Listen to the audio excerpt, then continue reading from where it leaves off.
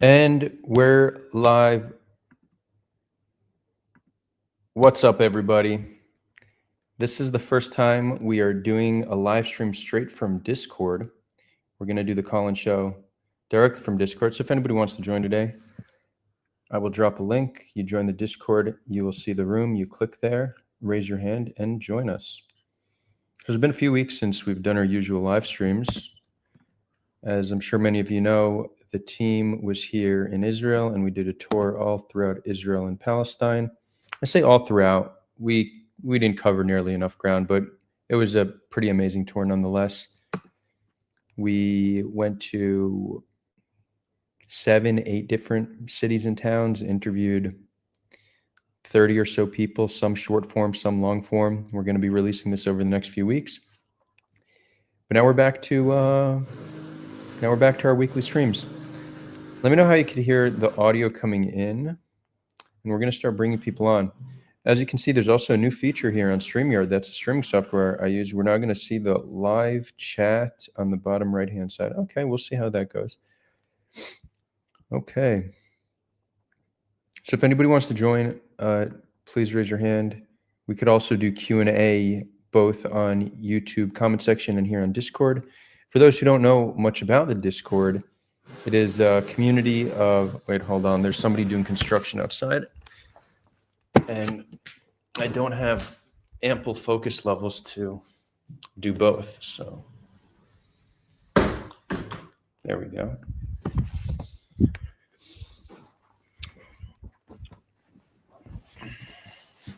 You may have noticed that this chair is normally brown. It's now white. What happened? Well, I have a cat. I've had a cat for like a decade now that I had to leave when I went to the United States for a few years. And my dad was taking care of her. And now that I'm back in Israel for at least a few months, I decided to bring my cat back. But she just wrecks furniture. So I covered all the furniture until I can find a solution. Either I'm going to train her not to, or I found these cute little nail covers that you could put on a cat. I'll show you her. You see her, Peach? Little ginger. She's like 20 now, but still 19, 20. I don't know. I took her off the street like a decade ago. Very cute. Anywho, let's get the show on the road. Let's see. We have some questions. Can you talk about your trip a little and how the overall situation in Israel compared to before things return to normal? And then I'm seeing Abdullah is saying the nail covers are very painful for cats. Extremely interesting. Okay, well, that might inform the decision I ultimately make. Can you send me where you saw that? Anyways, so yeah, Al, to answer your question, the trip was great. You know, it was very inspiring. It reminded me of something very important. Not that I'd forgotten, but it just strengthened this notion that really the majority of the people living in the land between the river and the sea are just overwhelmingly, genuinely good people. Now, if you start to talk to them about how they feel about the other side, you may get the impression that they're not the best people, right? Like if we judge somebody based on how they feel about their enemy, you'll likely reach the conclusion that they're evil. But if you get to experience them day to day, you'll see that they're genuinely kind, loving, hospitable, easy to connect with. And this is true for most inhabitants from the river to the sea, whether it's Israelis, Palestinians, secular religious, Druze, Christian, Muslim, Jewish, whatever it may be. And I think this is probably true for most of humanity, you know?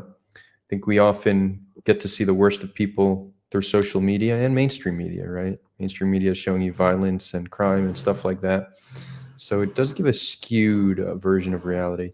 So yeah, the tour was great. I'm trying to think of what a highlight was. I mean, we went to this town, Rajar, on the Lebanese border, which was fascinating because it's technically in Lebanon, but Israel controls it, and the people there some identify as Israeli, others identify as Syrian. They're Alawite.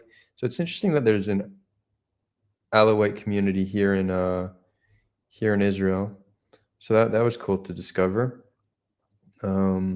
Speaking to different Druze communities was also fascinating. Majdal Shams, which is a Druze community we visited, was very interesting. The Druze there are less like they're less Druze. They're well. Let me be clear. We only interviewed in depth one person, so we don't have a large sample size. But that is the town that the Hezbollah rocket landed and killed 12 children. And the guy we spoke to, he said, "Do you identify as Syrian or Israeli?" He said, "Neither." I said, "What? So you're just Druze?" He said, "No, I'm just from Majdal Shams." Fascinating. And he said there's 40 bars in Majdal Shams, which was fascinating because like Druze are very conservative, generally traditional people, is drinking forbidden in, that's actually an interesting question because Druze in a sense is an offshoot of Islam. I wonder if drinking is forbidden in the Druze religion, but Majdal Shams is like a secular, primarily secular, so there's a lot of bars there and some nightlife, which I actually want to check out at some point, so I'll be going back. We also did this day in the West Bank, Judea and Samaria, Palestine. I decided that's how I'm going to start referring to it, Judea and Samaria, Palestine. But we were there at the Roots Center. Roots is this brilliant organization that does these conversations and just peace building between settlers and Palestinians, which that's a very interesting demographic, right? Because when you think settler, you think these just the most extreme people in Israeli society. And I actually would say on average, they're amongst the most extreme, but there seems to be a growing movement amongst settlers. And I can't tell you how fast it's growing and how significant of a movement this is, but there is a movement of settlers that are working to reconcile with Palestinians. And I think that's beautiful and important. Because there could be potential solutions where peace comes with settlers needing to leave, but there's many likely solutions where settlers get to stay. So the reconciliation process will have to happen at some point. So it's cool to see people are starting it. We had Joseph Cohen come, we had Yehuda Cohen, we had Rabbi Schleisinger, Noor Awad. They all showed up. It was just an awesome day of different conversations. So we had Noor Awad and Joseph Cohen do a one-on-one chat. That will be uploaded tomorrow, so stay tuned for that.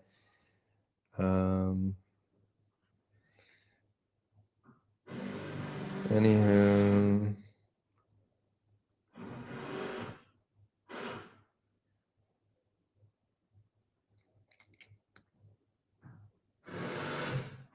So Omar saying Druze are supposedly forbidden from eating pork and drink alcohol. Wait, they're forbidden from alcohol as well, or it's not really clear what you're saying. So pork makes sense. Only the Christians are allowed to eat pork out of all the monotheistic religions. Both. Okay, so Omar's saying they do not drink. So it's interesting that Majdal Shams does have so many bars there. Yeah. Let's see. I'm seeing things about peach and the nails. Okay, I mean, if the nails aren't a good idea, we're just gonna keep this shit covered. But I guess I should make some like custom designed covers because right now my place looks like we're painting the walls or something and we're covering everything. Anyways, what's going on? What's going on the land?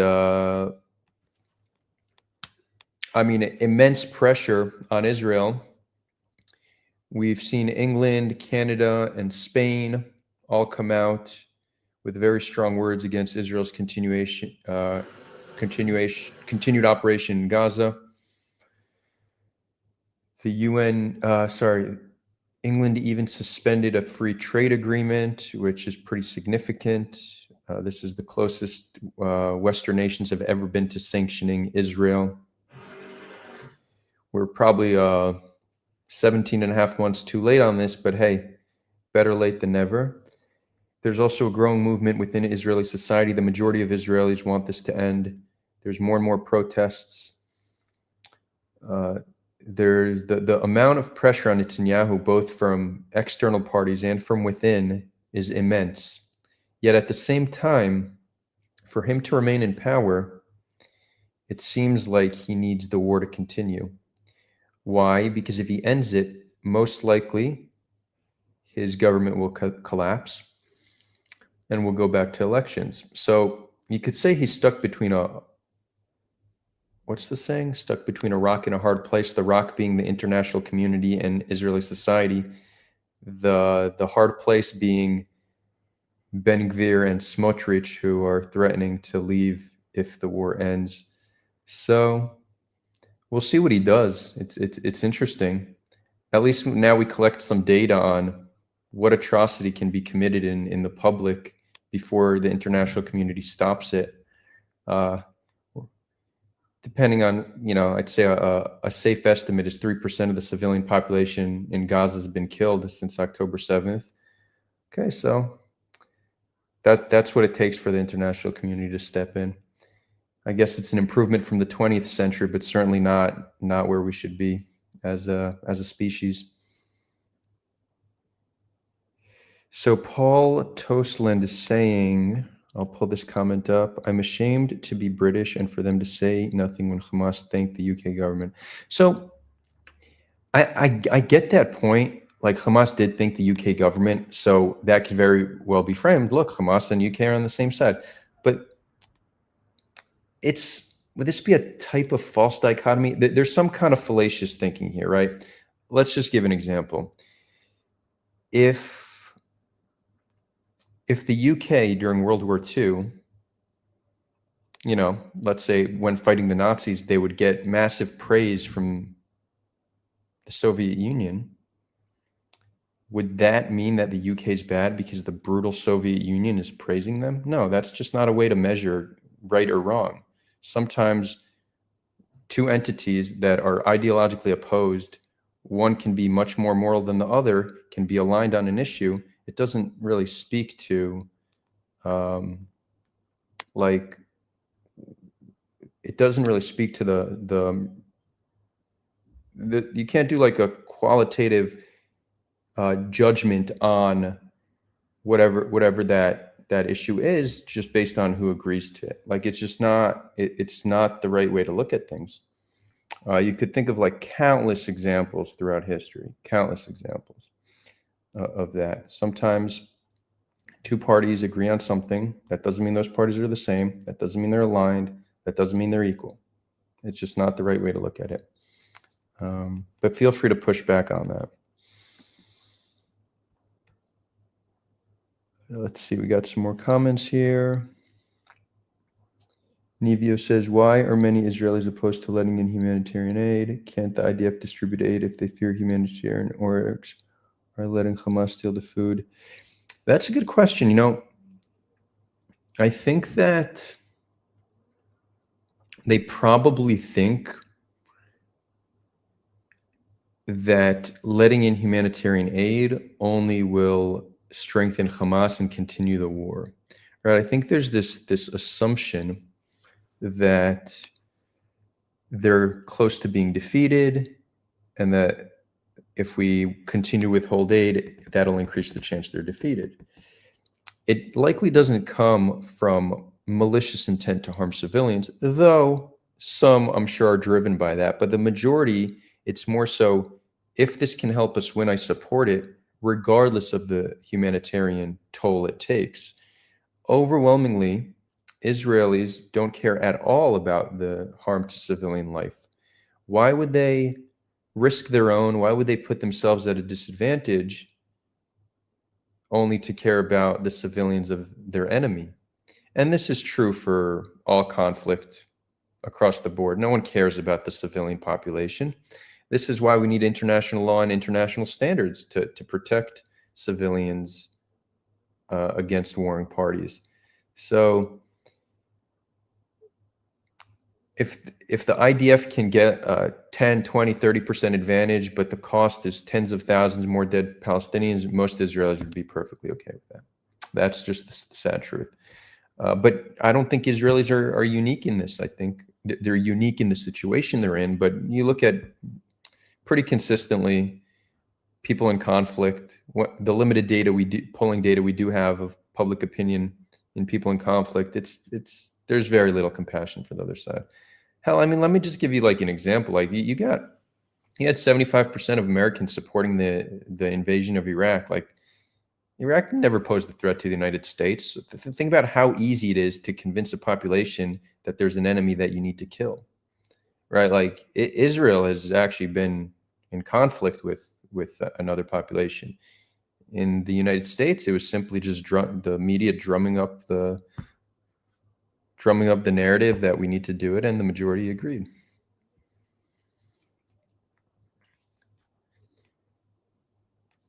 Let's see. Crypto says Alawites can drink alcohol. Interesting. Okay. Should get some Alawites in the community, huh? Nevio says, I'm ashamed to be Israeli since my government is blocking humanitarian aid. Same. I'm very ashamed of Israel. When I try to reflect on my relationship with Israel, I think like the best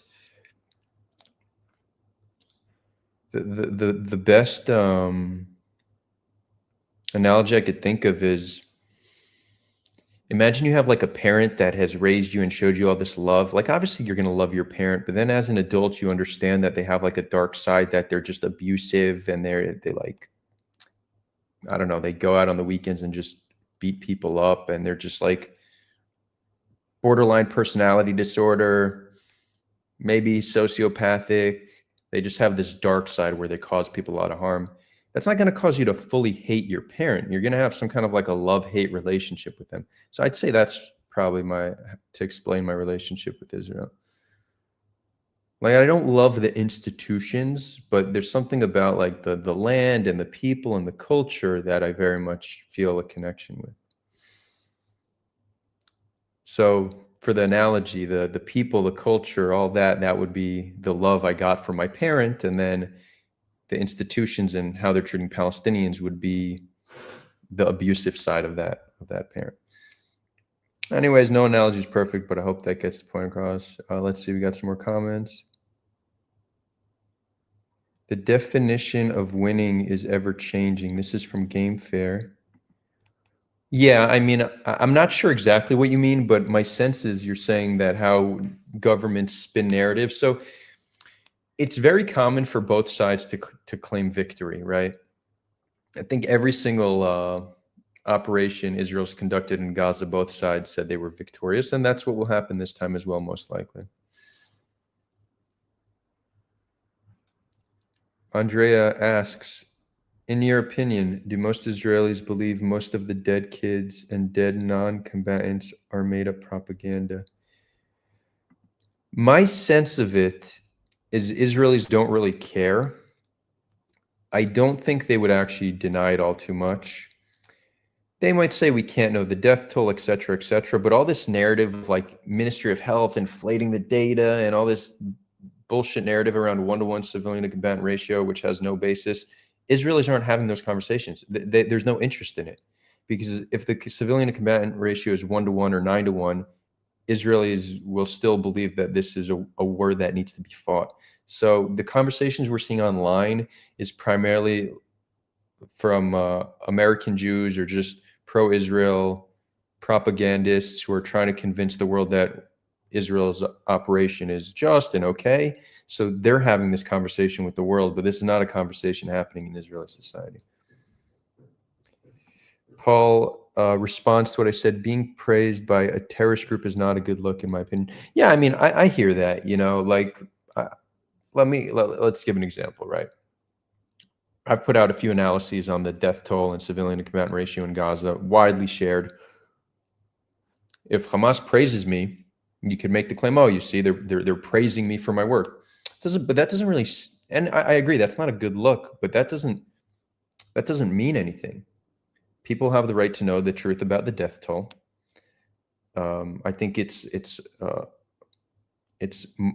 morally the correct thing for us to be honest and to be talking about it. And if this somehow benefits the Palestinian cause, which ultimately benefits Hamas, that's just the reality we need to deal with. It doesn't make those actions incorrect, you know, whether it's a good look or not. Like I get that, but that shouldn't stop the UK from doing it, you know.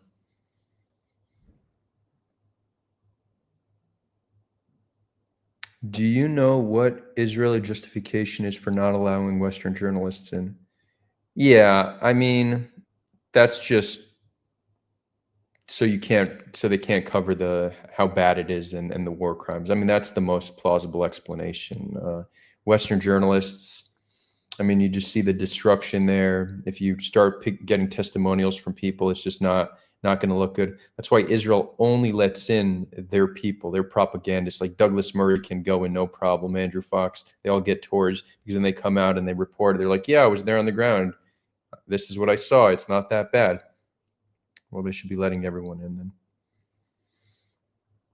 Game Fair says, this is a unique evil. Stop coping. What's that in reference to, Game Fair? You should have been ashamed way before that. I don't know what you're talking about, but anyways. I'm hopping in between. Did it? Okay.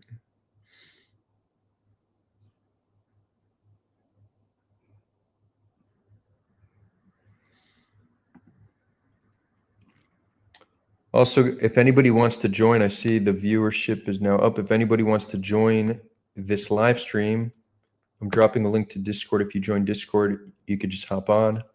So feel free to do that. And the Discord's great. It's the Head On Discord. For those who don't know, headon.ai is this platform we're building for people with opposing viewpoints. The idea is to build different AI tools to help people find common ground. We're building a awesome community on Discord to start before we launch the platform. And almost daily, we have conversations between Israelis, Palestinians, and people from all over the world.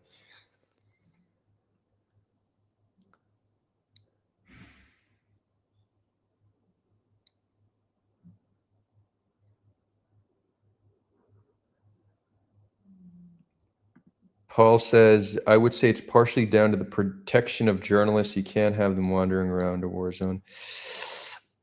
Questionable. I mean, there's, in violent conflicts, there's a system where like there's safe zones where journalists can exist in.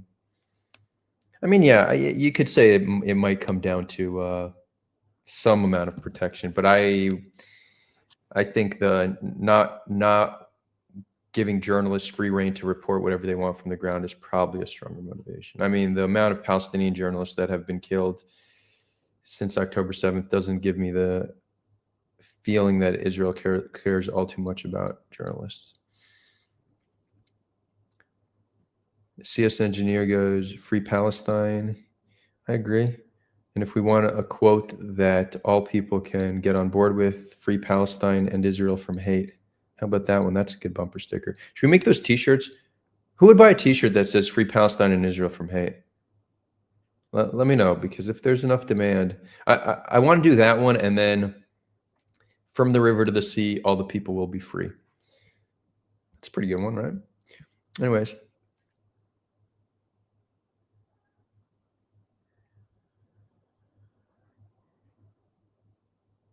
CS Engineer saying 50,000 people in Gaza died. No, it's actually more. I've spoken exhaustively about death toll stuff here, so I'm not going to get deep into it, but just to get a sense, right? We have 53,000 confirmed deaths. These are people whose names and ID numbers we have. Israel has full access to the Palestinian population registry and can verify these names and ID numbers, and Israel is not denying that this is legit. But there's people not yet accounted for, still buried under rubble. And indirect deaths are not counted. Those who have died from the collapse of the healthcare system, from malnutrition, from disease, etc. And we know they're not added because the indirect deaths are overwhelmingly very old people and very young children, like 0-year-olds, 1-year-olds. And there's no unusual spike amongst those numbers. It's also sometimes hard to know how to attribute certain deaths. So for example, if someone dies of a heart attack, let's say a 50-year-old man dies from a heart attack, did they die of a heart attack as a result of stress from the war? Or would they have died from a heart attack anyways? So the only way to actually do this measurement is to look at excess deaths. So on average, every year in Gaza, you'll have around 17,000 natural deaths. What we're going to need to see, and this will probably take a year or two until we get this data, how many deaths are there, natural deaths are there in Gaza a year? If it jumps up to 34,000, you've literally doubled the amount of natural deaths. Half of those should be counted as indirect deaths as a result of Israel's actions. So I think that's going to take time. So it's definitely higher than 50,000. It's probably, I would say, a safe estimate is 70 to 90,000 range. But there, again, we don't know how many are unaccounted for. We don't know indirect deaths, so it is speculative. Game Fair is asking, do you think Israel should exist? So when I look at all the potential solutions, I think that the most feasible and just are ones where Israel is not dismantled, but rather transformed. So yeah, I think it's probably a better solution. Now, can you present me a solution that would change Israel to such a way that it's unrecognizable? That's a solution that's still just for both people, then I could support it. I don't think Israel needs to exist as a matter of principle. And I don't think, I just, and again, that's why, do I define myself as a Zionist? I guess it depends on your interpretation, but I don't think Israel must exist. But I think that when we look at the conflict and we look at the fact that we currently have around 14, 15 million people living in the land between the river and the sea, half of them are Jews. Those Jews deserve protection. Currently, Israel, with all their human rights abuses and all the bad things we want to say about them, are protecting the Jews living on the land.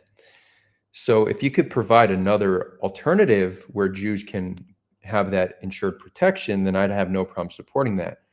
But I think a more pragmatic and feasible solution is where Israel remains to exist and transforms into something that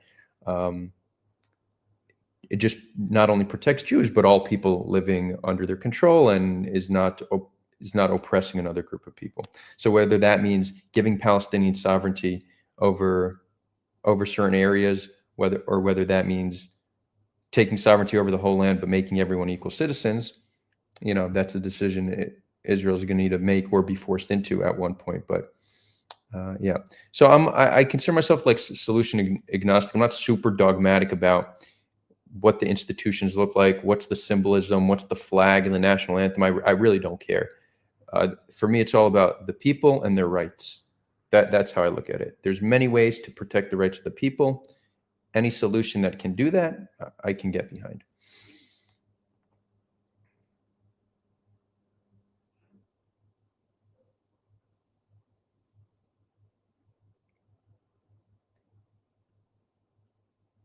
Let's see.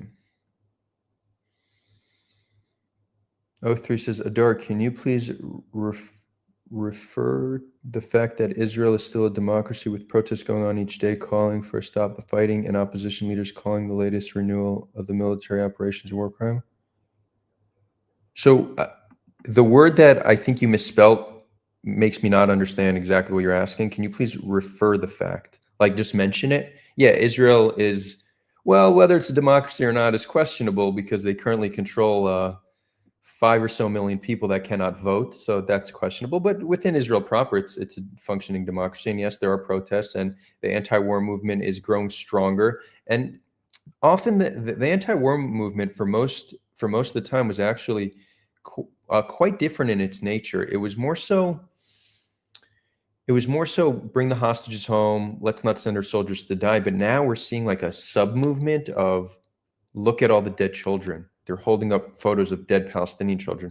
This is very rare to see in Israeli society, and it's new. So it seems like we did hit a certain tipping point where Israelis are waking up to the fact that, like, whoa, this is not okay. We can't keep killing civilians. I'm also hearing more Israelis refer to it as genocide, which is interesting. Again, this is a small minority, but there are Israelis referring it to genocide. So yeah, there's been a little bit of a tipping point. And interesting, we're seeing also protests in Gaza against Hamas. So it seems like both their people are fed up and are taking the streets to do something about it.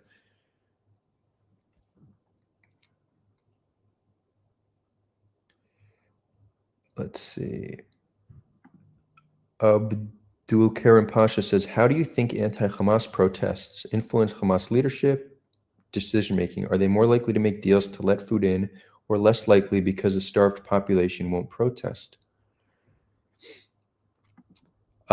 So first of all, I think they want food in regardless. Food not getting in doesn't benefit them in any way, right? I think that there's this idea that Hamas is trying to maximize the harm to their own civilians. I don't think that's right. I would frame it more as a callous disregard for the well-being of their civilians, not an intentional attempt to harm them, which I would actually say is probably the right way to describe what Israel is doing. Israel's not trying to maximize civilian harm, but there's a callous disregard for civilian life. And when you're dropping tens of thousands of bombs on a densely populated city with this callous disregard, you're going to see the horrors we're currently seeing. Now, so Hamas definitely wants to get food in because, as you're suggesting, the better the conditions for the civilians, the less likely they are to protest. Now, can I see a situation where enough protests will get them to step down? I'm not sure. It's interesting. Like, it's possible, but we're seeing that, I mentioned Netanyahu stuck between a rock and a hard place, but no one fits that description better than the people of Gaza, right? The rock being Hamas, the hard place being the IDF. I mean, who would want to get stuck between those two brutal forces? We're seeing that the protesters have been executed.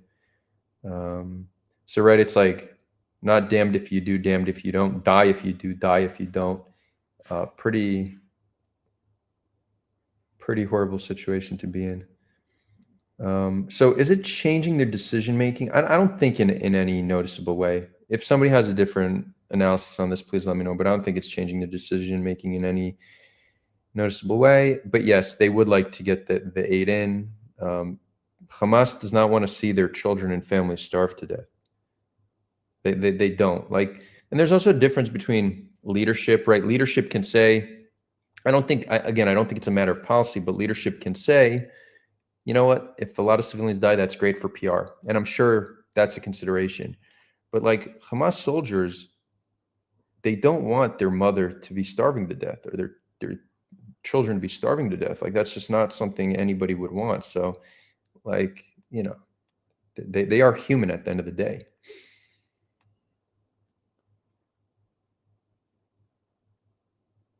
Those who can't understand what's happening in Gaza is not genocide, go to hell. I don't know. I fully understand what you're saying. Those who can't understand what's happening in Gaza. You're saying if you can't see that it's a genocide, go to hell? Or if you're saying if you think it's a genocide, go to hell? Game Fair goes, dude, you were so cooked. Let go of centrism. You sound crazy. I would say that how I sound is likely dependent on where on the ideological spectrum you are. So I think a sensible position sounds extreme to an extremist. So it's likely I sound crazy because you're probably a bit crazy. More so a projection on your end. But you're welcome to join the stream and challenge me on this anytime. Do you believe in Jewish self-determined? Al asks. Yeah, for sure. I mean, I believe all people have the right to self-determination, but self-determination doesn't mean you can do whatever you want, right? Like, we need to understand that self-determination doesn't mean you can violate the rights of other people. So yeah, of course I support Jewish self-determination, but I don't support our version or this manifestation of self-determination violating the rights of others.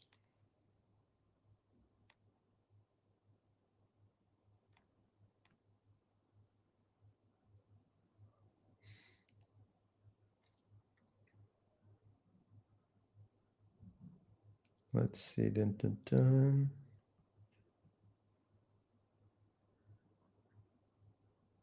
CS Engineer, thank you. You're saying I gained a sub. I appreciate it.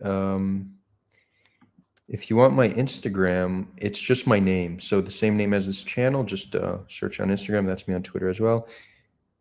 Although, let's look, if you type in my name, you'll find my personal Instagram, which you're welcome to follow me. I just share more my travels, Burning Man, whatever. You'll see a link there to the Instagram where I post more content. And then if you want like commentary due and analyses, that's all on Twitter.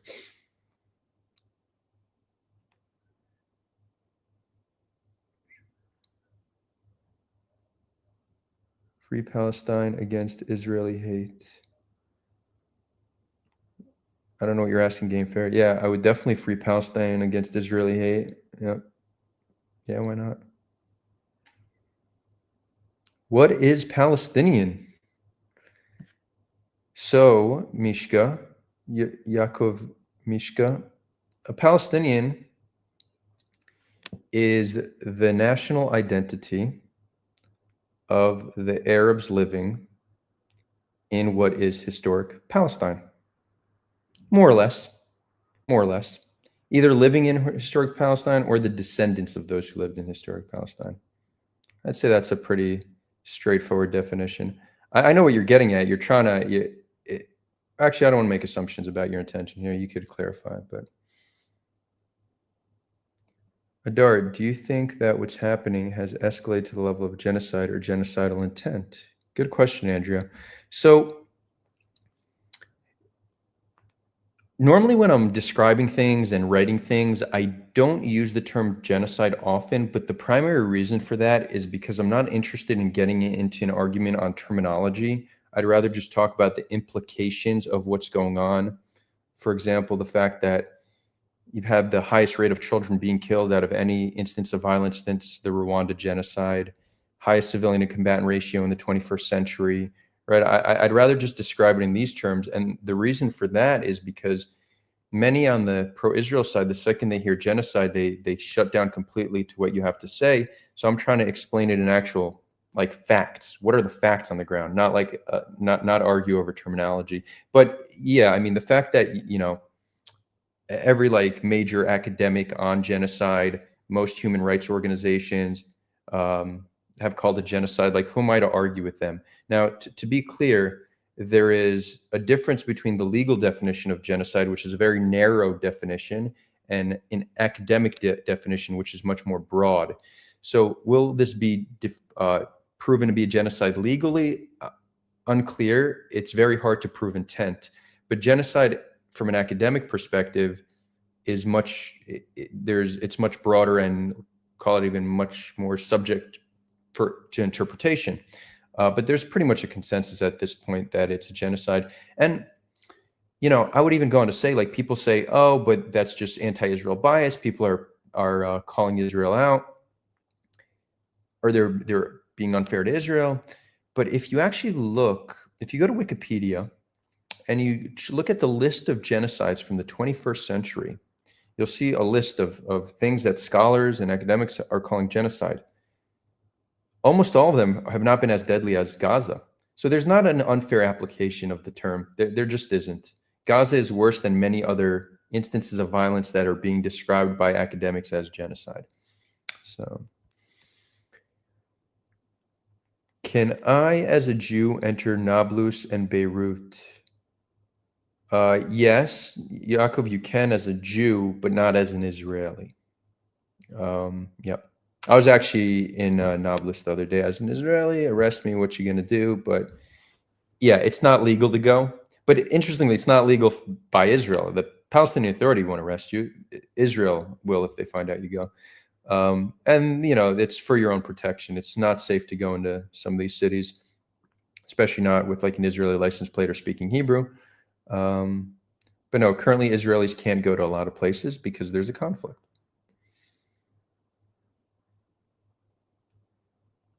Sender's asking, can you cover how many people are currently in a state of acute malnutrition in Gaza? I can't because I'm just not well informed enough about this. There hasn't been a source that I trust enough. I'll just give you an example. Like 6 to 8 months ago, I had Feroz Sidwa, Dr. Feroz Sidwa, I believe that's his name. He's a doctor, a volunteer doctor serving in Gaza, doing just amazingly heroic work. He was one of the authors of the article that said that children are being sniped, which, by the way, I imagine there's some amount of that, but I have not seen a pattern of many children being intentionally sniped. It doesn't seem like a widespread phenomena. It seems like isolated instances. Obviously, it's horrific, and those people should be, charged with war crimes. But I didn't find the evidence that they presented extremely compelling, just for the record. But Feroz, he shared with me an article that him and other doctors put out saying that given the current level of malnutrition in Gaza, we should expect, I think it was like 150,000 indirect deaths. And at the time I said, look, like I do trust the guy. I don't think he's lying, but I over time understood that analysis just is wrong. And the reason, if there were really hundreds of thousands of deaths for malnutrition, then there would be, we'd see it. We'd have much more photos and videos of this happening. So the reason I'm bringing this up is because I just don't know who to trust on the matter of malnutrition in the state of Gaza. What I do know for sure is now more than ever, we are seeing malnutrition. We're seeing more photos and more videos of malnutrition kicking in. And there have been children, primarily children, who have died from malnutrition. So people are starting to die from malnutrition. There's also many unnoticed effects of malnutrition. So, for example, if you're malnourished, your wound heals more slowly, right? So there's people who might be dying from like shrapnel wounds, but because they're malnourished and they got a shrapnel wound. So it's hard to count. So there's many factors, and I don't know who a trusted source on that should be. But Gazans are starting to starve. We're seeing videos coming out of Gaza that Gazans are being starved. And some have already died, primarily children.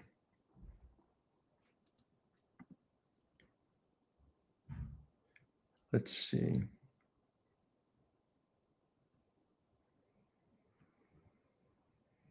The US.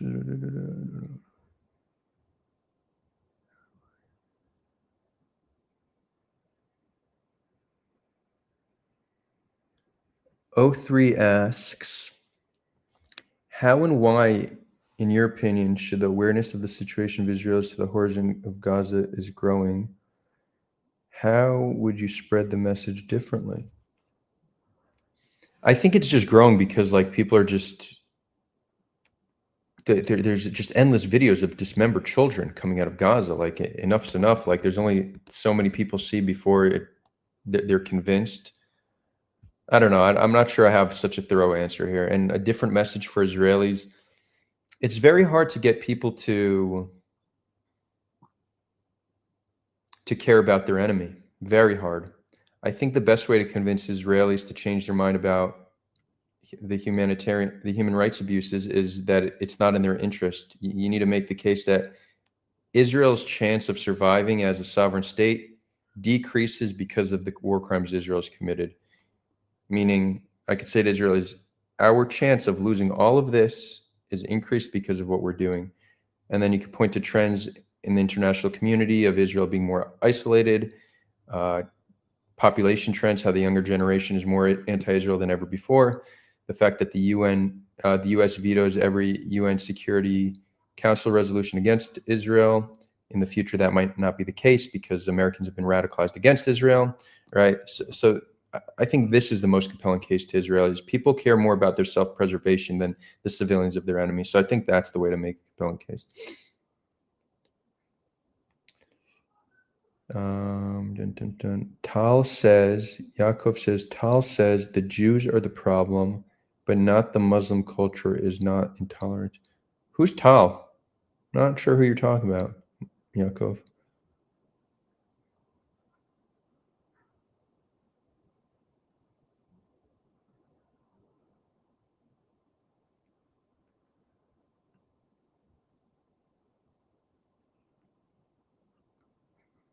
Yaakov then says the British shouldn't bomb those innocent Germans. I mean, if you want to go there, yeah, the Allies committed many war crimes in World War II. Doesn't mean they didn't have a right to try to defeat Nazi Germany, but there were no shortage of war crimes. And that's one of the reasons why after World War II, we passed international law, because we understood that as our weapons get stronger and as countries don't have any incentive to protect the civilians of their enemy, we should pass international law to try to align the incentives between one's military operation and the civilians of the on the other side. We've made progress. You're talking about something 80 years ago, and as that's an example. Meanwhile, that was a time where in the United States you had segregation, slavery was still legal in some places. Like, why are you looking at the 1940s for the moral standard of the 2020s? Come on, my guy.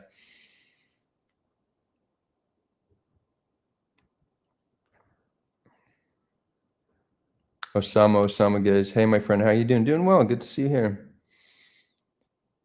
Andrew asks, have you or do you plan on visiting Jewish converts to Christianity communities in Israel? I know they are small in number, but I'm curious about their position on this war. Which I know, I'm not even familiar with those communities. I know there's one community near Tiberias called Poria that's Christian.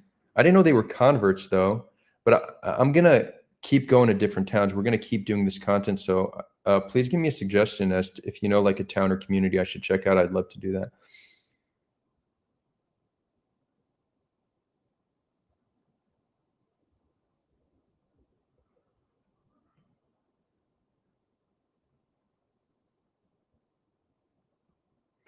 Danny Eshet says, it seems clear to me that Israel is not fighting Hamas, but rather the Palestinian civilian population.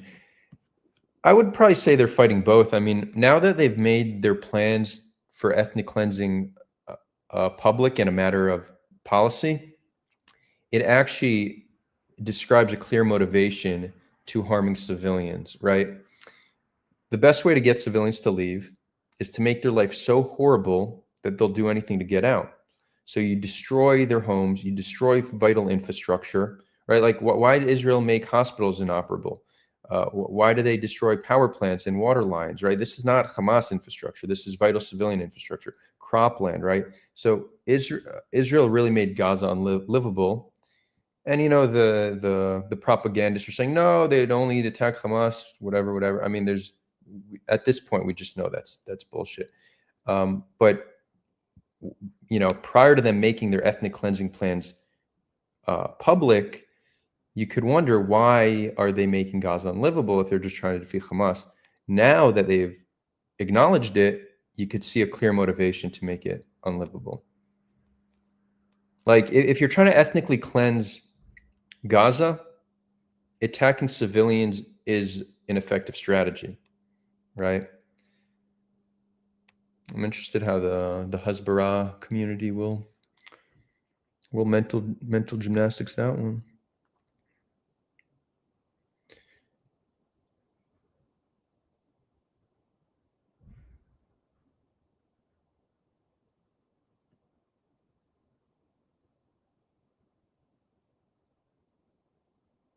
Yaakov says, Weintraub, it's actually Weinreb.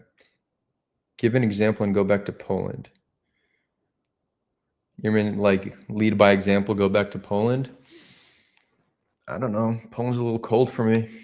I prefer it here. And also, if I leave, it'll just mean that the average of Israelis are more extreme, more right-wing, and more radical. If there's some peacemakers here, it gives some chance that we could change things. So I would say the people who need to leave are you guys. You guys should go back to Poland. Let the peacemakers stay. Let us figure this shit out. While you guys just give us all a bad name.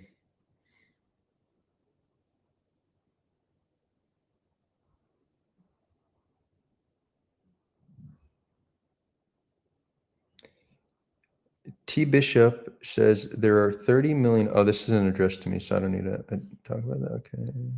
The Gazans can stop to fire rockets at the Jews. True. Yeah, they can. True. Adam Roberts, good to see you here. Adam says, Adora, I was tweeting at you earlier today. Agree with your lovely compassion and horror of Gaza. Disagree with you about one state working out. Adam, first of all, I saw you write me. I didn't read it all. I've just been busy, but I think you misunderstood me. I'm not calling for one state. I already went into what I view about solution. I don't want to bore people and do it again. Oh, I see we have Nevio wanting to speak. Nevio will bring you on in a moment. But just real quick, Adam, I would support any solution that I think would protect the rights of all people. I think one state where it's everybody voting for the same government, one person, one vote, like that kind of thing would not work. It just doesn't make sense for people with so much fear, hate, and anger towards one another to be competing over political and demographic control. That would end in disaster. So I imagine we're in agreement there. But I think a federation could work, right? Where you have smaller cantons and you have populations having more local control, and you have a government that maybe by default has 50-50 Jewish Palestinian demographics and a system of checks and balance that can protect the rights of the people. I could get behind a solution like that, but I also can get behind two states or a confederation, which would be like the European Union, like Germany and France. You could travel freely. That's confederation. So I like federation and confederation, but the traditional one state, as I think you're imagining it, I think is one of the worst and least feasible solutions. So I hope that clarifies. Anyways, let's bring Nevio. I'm going to bring you on.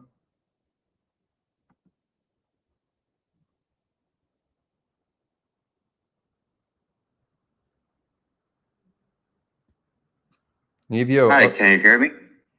Yeah, I can hear you. Let's see if we want to add to stage. Cool. Wait, sorry. Cool. We could hear and see you. What's up, man? I'm good. Thanks for what you're doing. Of course. I noticed before that, like, the guy said, you're cooked because you're so extreme. And the ironic part is he could have either been on the pro-Palestinian or pro-Israel camp. Like, both of them are in such a bubble that a moderate sounds incredibly extreme to both of them. I don't want to imagine if they would actually meet each other, but they're also not aware that they're in a bubble. That's the most funny part. Like, they're all so much so in their bubble, and they're so sure that everyone agrees with them except for a very small minority. They don't even understand just how extreme their own positions are. So that was really funny to notice. Yeah, that is true. I have no idea what side he was on. No idea. Yeah, this is you're the Nevio that we met the other day, right? At the conference in Jerusalem? Yeah. Okay, cool. Yeah, that's me. Awesome. Yeah, it was good running into you. It's always cool running into people who you've never met in person, but you've interacted virtually. So good to see you. And now it's the opposite. We met in person, and now we're interacting virtually. Yep. I'm glad you joined. So yeah, I wanted to ask. So I agree with what you said before, that there's no really convincing Israelis from a moral point of view to care about Palestinians.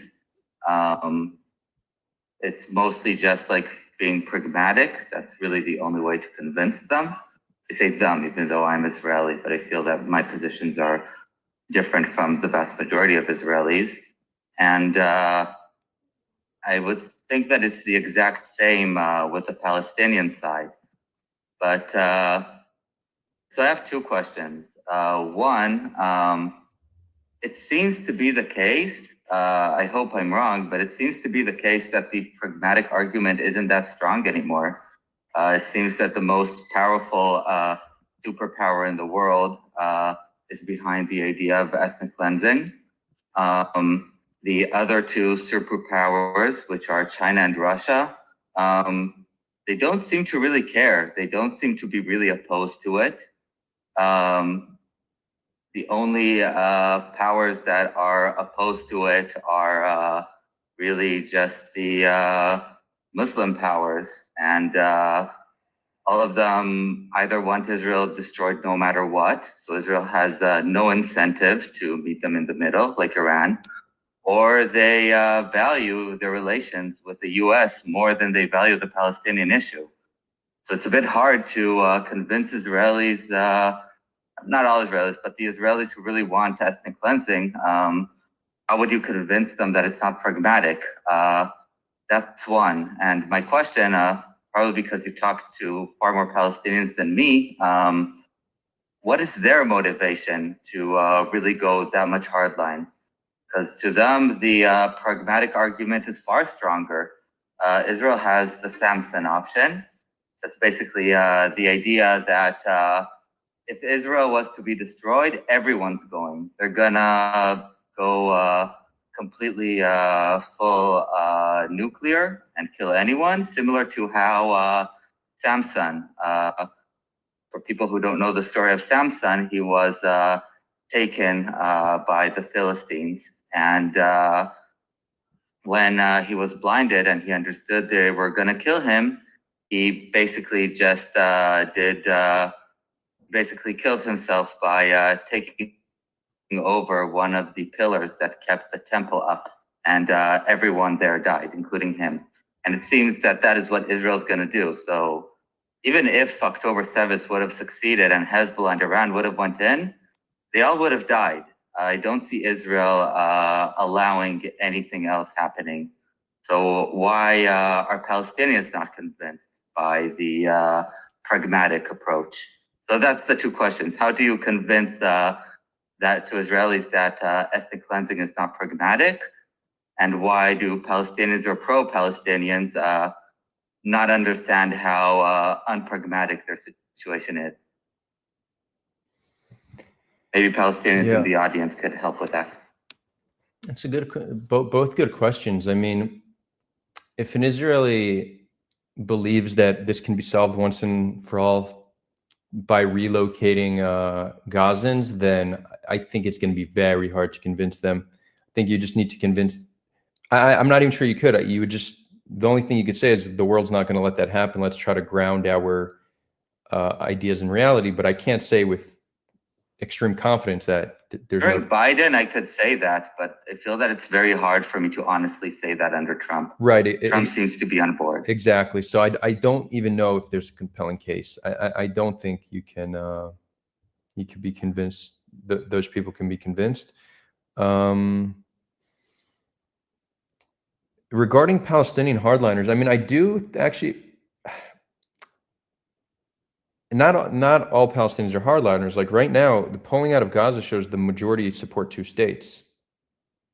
Right. So you actually have overwhelming support for two states amongst Gazans. And I think that's just because they're so fed up with the lives they're living, not only post October 7th, but pre. And the hardliners, I think a lot of it is just rooted in like this deep sense of honor and maybe even religious fundamentalism that, you know, if I need to die fighting to liberate all the land, that is a worthy goal to die for.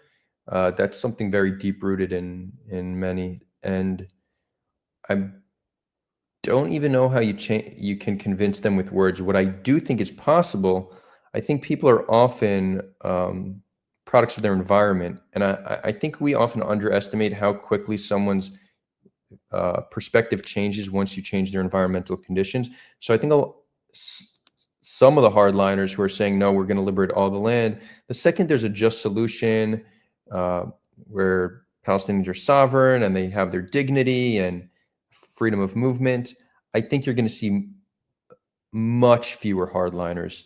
I feel, again, I might be overly optimistic, but I feel very confident that that's the case.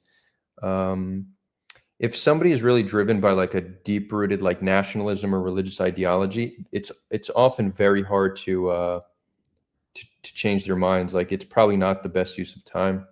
It's better to appeal to moderates who could be changed and to just work to change institutions, because you change an institution, that's essentially an environmental change.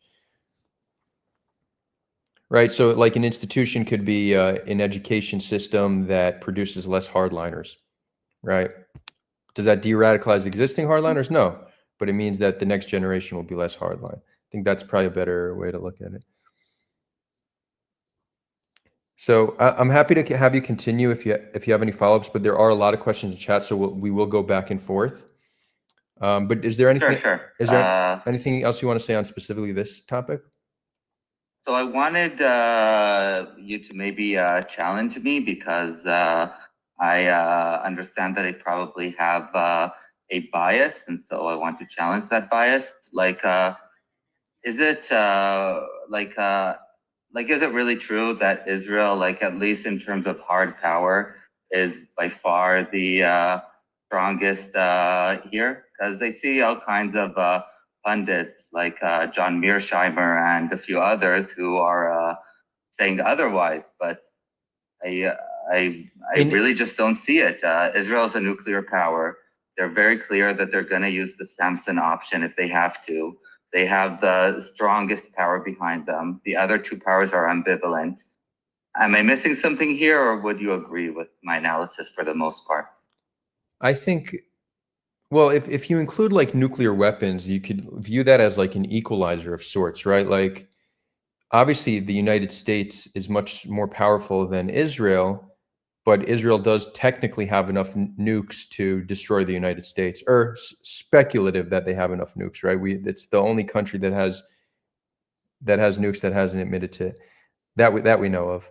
That's if they have them, but most likely they do. So right, so the nuclear option is like the great equalizer. So it's kind of hard to have that conversation. But in terms of like, if you take away nuclear power and look at military might, I actually think Turkey is probably competitive, if not stronger than Israel. Just their sheer size, and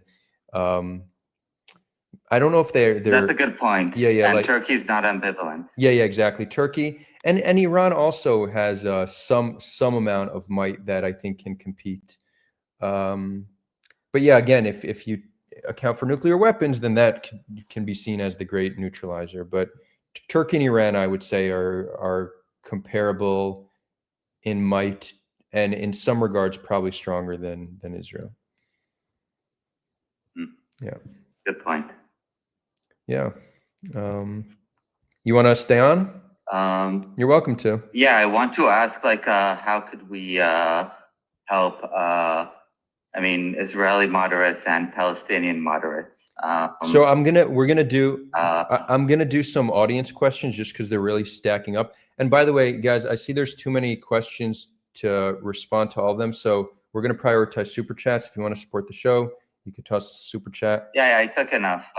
Go ahead with the audience questions. Yeah, but I'm happy to continue. We'll go back and forth, okay?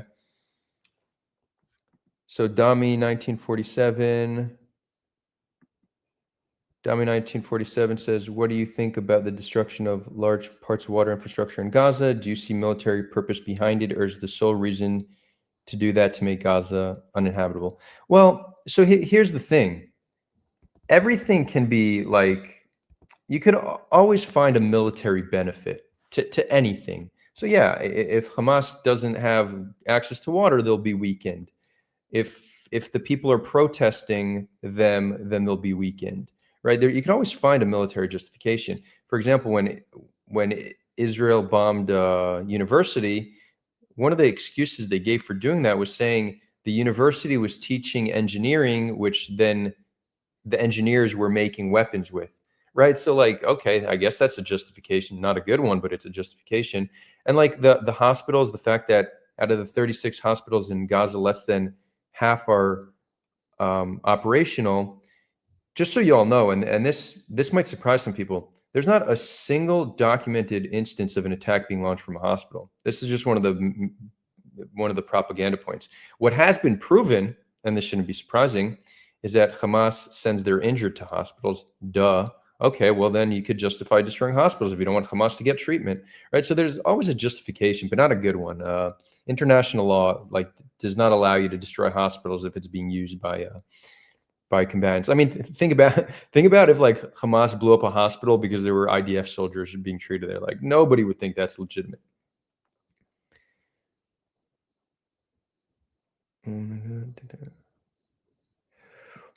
Callistos Cali, good question. Why do people say anti-Zionism is the same as anti-Semitism? They're essentially saying that I think there's different arguments, but one of them is saying Zionism is essential to keep us safe. If you're trying to take away our ability to stay safe, clearly that's anti-Semitic. Another argument is saying uh, if you have a double standard against Jews, why are you trying to dismantle Israel and not other countries? That double standard is a result of anti-Semitism. Are there any other arguments? I'm not sure. I once debated Blake Flayton on this channel. You can type in a Darwin or Blake Flayton. I think it was a pretty good conversation. And I would say the strongest point he made is talking about how strong the correlation between anti-Zionism and anti-Semitism is, saying that most anti-Zionists are anti-Semitic. He might be right about that, but that does not prove that it's. And in that sense, he's saying because most anti-Zionists are also anti-Semitic, therefore they're essentially one and the same. I think that might be a more compelling argument, though I still don't think that makes them one and the same. Now, it's hard to know what the percentage of anti-Zionists or anti-Semites, but almost all Palestinians living on the land have some kind of anti-Jewish sentiment, but that's perfectly understandable. Like there's it's very rare for somebody to not hate the group they're in conflict with. And it's the Jewish state, it's always been Jewish self-determination. For them, Israel and Jews is indistinguishable. So Palestinians being anti-Semitic should be expected, right? Like whenever I hear somebody saying, "Oh, but Palestinian society is so anti-Semitic," no shit. What do you expect? Like we need to stop having unrealistic expectations of people. It's just, it doesn't make any sense, and it doesn't lead us to good conclusions. For the same reason, why do you think Israel is one of the most Islamophobic nations in the world? Because we're in conflict with Muslims. Like it just makes sense.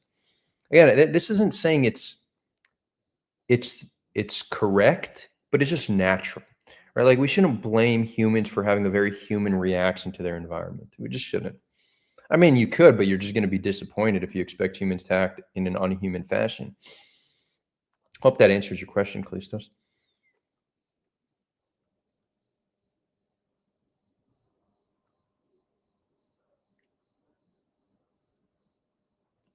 Oh, so Game Fair saying, whenever you thought I was criticizing you, I was replying to a chatter. Interesting. Okay. Wait, so Game Fair, you're the one who I thought you said that I sound like I'm a crazy man. Interesting. So that wasn't even to me. Okay. Well, I didn't take it personally anyways. Oh, this one. Paul, come on. Why are you giving me these softball questions? Arabs. So from Arabia? No, that's not what Arab means. Arab is a broader broader cultural term which describes linguistics, culture. It's not just ethnicity, people from Arabia. And this isn't like some defining terminology in a new way to justify a certain ideological position. This exists in other places of the world. Most Hispanics are not from Spain. They're from Latin America. Hispanics are Spanish speakers, the same way Arabs are Arab speakers, right? So most Hispanics are not from Spain. Most Arabs are not from Arabia. Hope that clarifies it.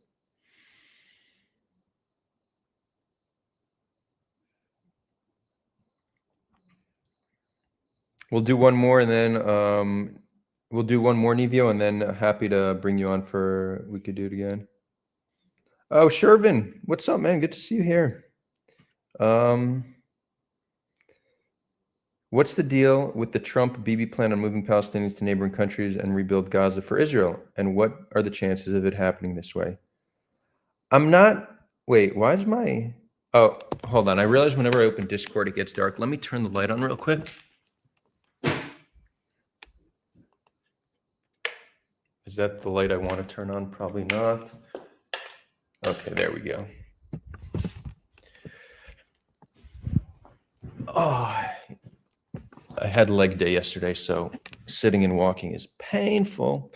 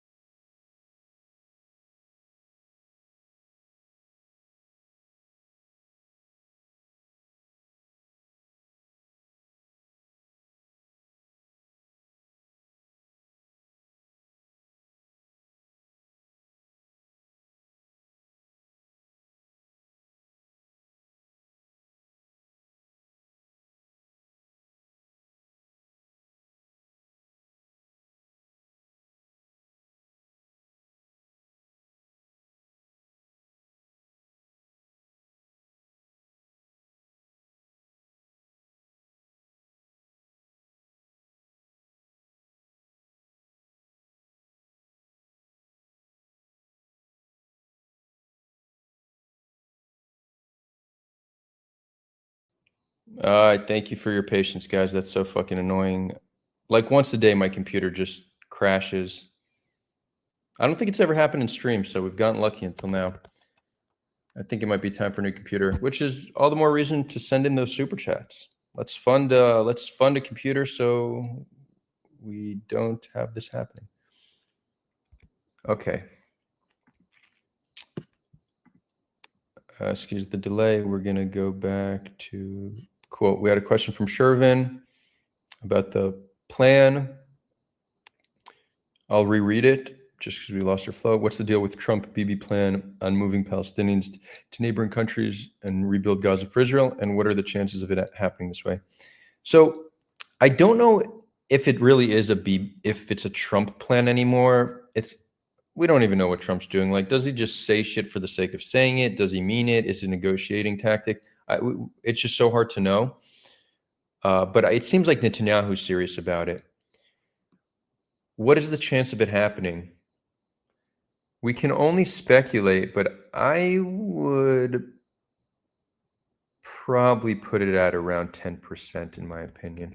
I don't think there's a high likelihood. But if people feel differently, please let me know.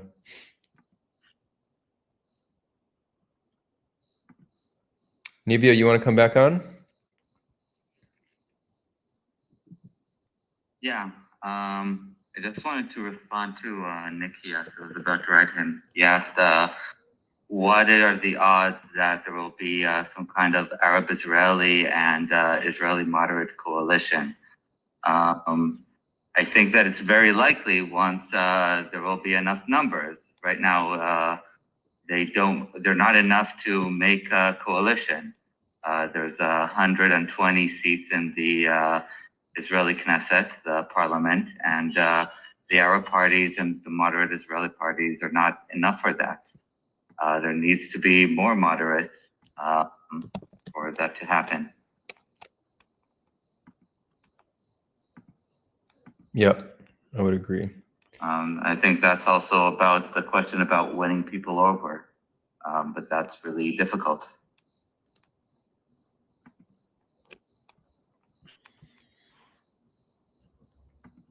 You said there was one more also thing you wanted to bring up.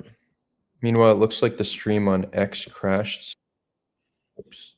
So feel free to keep either ask a question or share some thoughts. I'm reloading the stream on X in the meantime. 03 said that Yair Golan is getting stronger. I mean, I hope. I'm supporting him and I'll probably vote for him, but if he'll get to the point where he could do a coalition, that will be a huge improvement. But maybe I'm just pessimistic, but I don't see that happening. I don't see him right now in the coalition. There is at least 6 seats are by the Israeli Home Party, which is a right-wing party, which is only in the opposition because their leader personally dislikes Netanyahu, not for any ideological reason. So it's really an uphill battle for the current opposition to have enough to create a coalition. Yep. Maybe that's the question. How do we win people over? That's the $1 million question. It's going to be interesting to see. I mean, there seems, we were at that conference together. 5,000 people showed up. There seems to be a growing anti-war, pro-peace movement in Israel.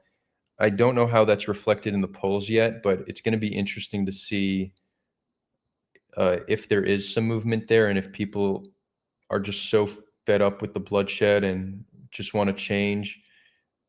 Which, again, that thought, being fed up with bloodshed and wanting change, could make people more extreme or less extreme, right? It's unclear which direction that pushes someone, but it might do both, right? It's possible the center will shrink and the extremes will increase. But I think just continuing and being part of that grassroots movement, I think, is important. That's also why I decided to stay in Israel longer to help build that movement. But if there's not a way to convince enough Israelis, that the solution will need to come from international pressure. It's the only way. And if you look at the international community, that is in the right trajectory. it's unclear that the future generations will support Israel the same way they do, and that their countries will just, I don't want to say their countries, because yeah, it's true that Israel has the support of most of the West, but it's primarily the United States. The next generation that takes power very well might not support Israel in the same way. And as scary as that is for Israelis, I think that currently the United States acts as an enabler for Israel. So if Israel is an addict, the United States just gives Israel bucket loads of cash to buy drugs. That's the relationship, if we want just a simplified analogy. So the support of the US seems like it's good, but I think it's actually self-destructive. And I think that if we can get the US to be not anti-Israel, but actually just fair, just humanist in their approach, then I think that's one way to put necessary pressure on both sides to make necessary concessions. Do you think that in general, the younger people are, the more liberal they are, and they tend to turn more conservative as they grow up? Maybe this isn't your area of expertise, but I wonder, are they still going to maintain these positions as they get closer to adulthood? Because I know that even 50 years ago, in general, usually younger people are more liberal and humanist, and usually older people are more conservative. So it seems that it's not. That is true, but not so true. Like the shift is greater than it's greater than what the natural evolution of young to old would account for, right? So it's possible, let's just throw out random numbers. Let's say the younger generation is 70% pro-Palestine. It's possible by the time they're adults, it'll be 50%. But that's still more balanced than the generation before it. So both are true. We're going to do a few more questions. Cool. Awesome. Let's see. Yaakov says, my great grandma, who was born in Jerusalem in the 1900s, never heard the word Palestine in her life. I don't know if that's true, bro. I don't know if that's true. Palestine was I mean, it was referred to Ottoman Palestine in 1900, and after that, British Mandate of Palestine. That's what it was referred to. And some of the earliest Jewish settlers were considered Palestinian. So I think either you're making it up or you misunderstood something. Paul says, so 600,000 killed during Ukraine-Russia must be genocide. Millions of Christians in Nigeria, white South Africa.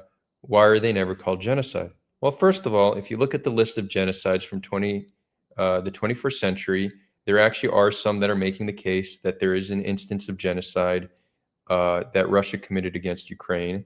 But also your numbers are completely, it's not 600,000 have not been killed as the last time I checked. But more importantly, the majority of those killed are soldiers. We don't know the civilian toll yet in Ukraine. We don't know exactly, but by most measures, the majority killed are soldiers. The overwhelming majority in Gaza are civilians. These just aren't comparable. As much of a war criminal that you want to say Putin is, I mean, Netanyahu takes the cake.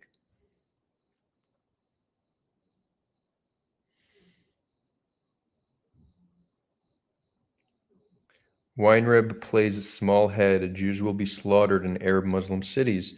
So just translation, small head, it's an expression in Hebrew, rosh katan, meaning like I put my head in the sand, right? That's how the expression would translate.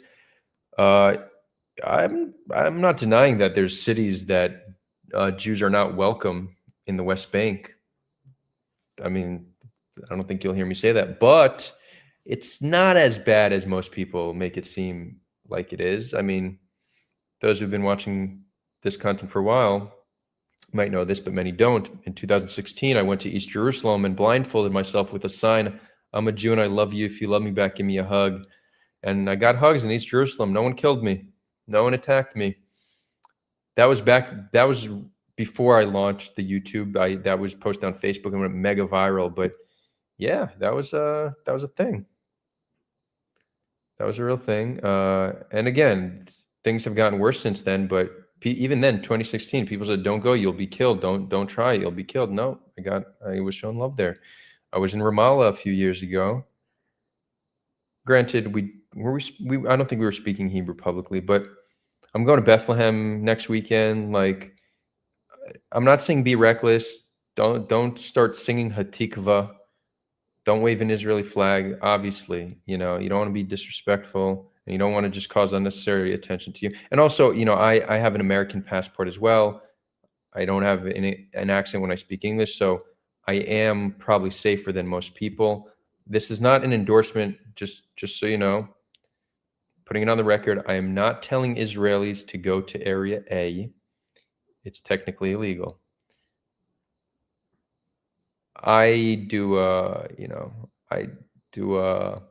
cost-benefit analysis. You could say, what's the risk relative to the gain, the benefit, and I do decide to go to these places, but I do keep a low profile. Do I have a concern that somebody might recognize me because of my content? Sometimes, but I think that those who are more likely to recognize me are not extremists, so I don't think it's too much of a concern. So yeah, and if anybody watching this wants to go, there's an event in Bethlehem on the 30th. So if anybody wants to join, DM me, I'll send you the info. It's going to be awesome. And if any viewers are in Bethlehem, reach out. I'd love to meet you.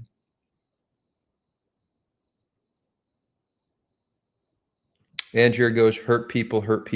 I think that sums it up. Very true. I agree.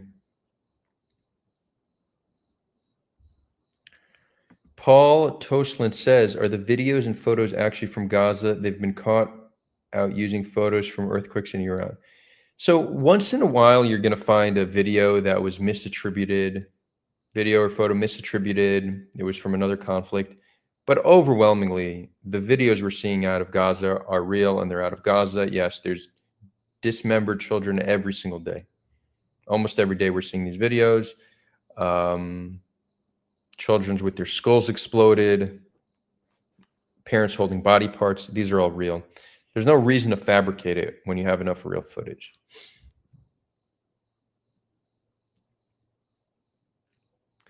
Yaakov Mena says, looks like Jews are not allowed to fight. They can run away or die, right? No, this is also an example of a false dichotomy. You're saying that, it's either we do what we're doing, and if you don't support what we're doing, that means you say we can't fight. Let me give you an example of how some on the pro-Palestine side use this logic. When we should rightfully condemn the fact that Hamas attacked civilians on October 7th. Imagine if a Palestinian would say, oh, so you're saying we don't have a right to resist? No, we're saying that not every form of resistance is legitimate. Palestinians have a right to resist, yet October 7th was not justifiable. Israel has a right to self-defense, yet our response to October 7th is not justifiable.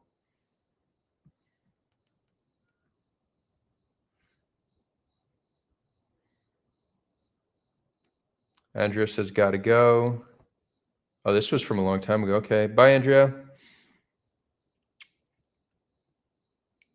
Yaakov has asked, where do you get your news from? Hamas wants to make Israeli lives impossible. They want to kill all of them.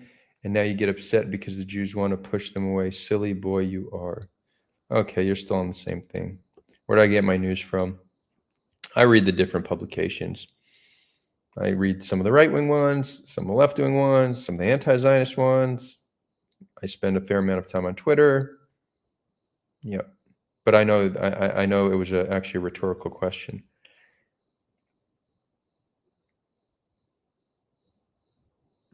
Joseph Matthews says, I took part in a protest in Netherlands with 100,000 people standing for Gaza. It was the biggest in 20 years. Wow. Inspiring. Good for you, man.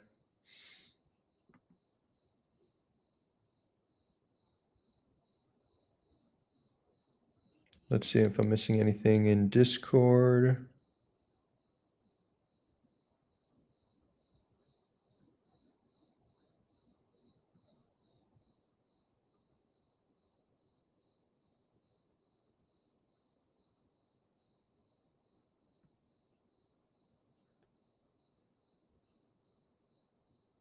Cool. Okay.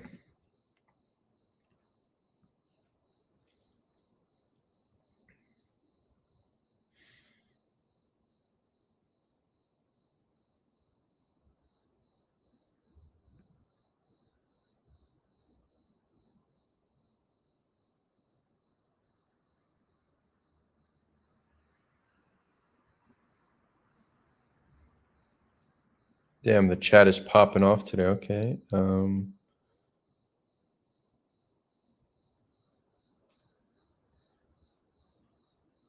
Abdul Karim Pasha assumes it's popular theory that October 7th was done to nuke a Saudi normalization. That deal bypassed Palestine. Yeah, I've heard that theory. It's possible. I'm not sure. See, there's some people fighting over Eurovision. I don't have any thoughts about Eurovision.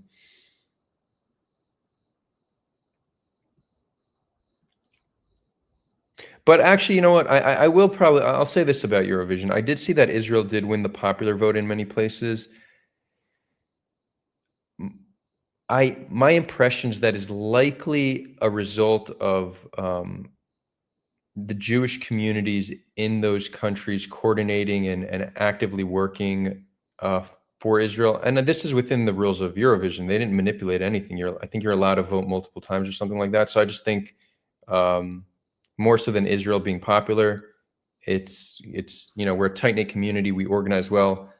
That's why Zionism was successful in achieving statehood. You could debate if it's actually successful, but was successful in achieving statehood. That's why Jews do well. We coordinate well. We look out for each other. So I think that's probably why we won the popular vote.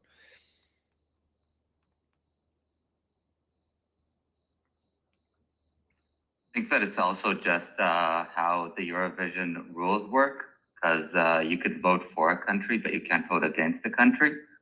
So if there are many, many people who are really pro-Israel and many, many people who are anti-Israel, the anti-Israel vote will just be distributed amongst all the other countries and won't have that much of an effect. But the pro-Israel vote will be very potent. Right. Yeah. Just by how it works, anything really polarizing will be good. Yeah, that's a good point. We would need the anti-Israel people would need to coordinate their votes for somebody in order to beat Israel. Yeah.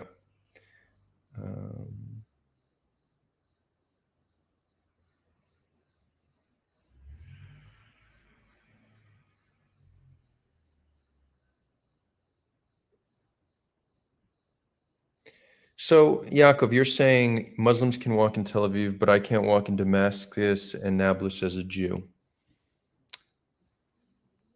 Let's put Damascus aside for a moment. Let's talk about the Palestinian areas. I think one of the biggest,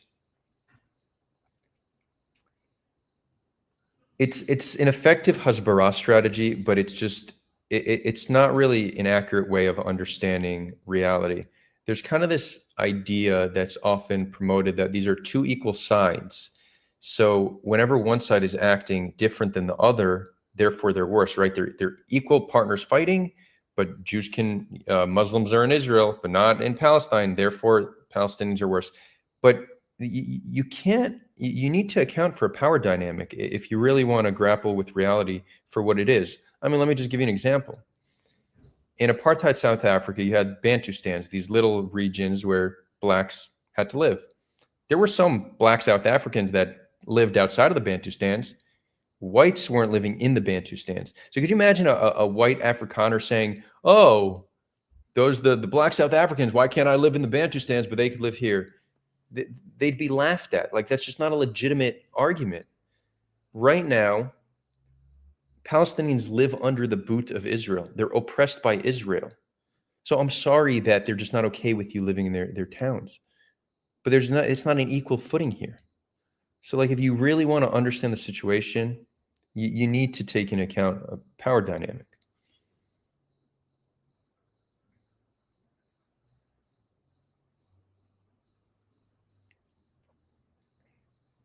And also, pointing to a problem in their society does not negate what is being said about the problems in Israeli society, right? That's just a deflection.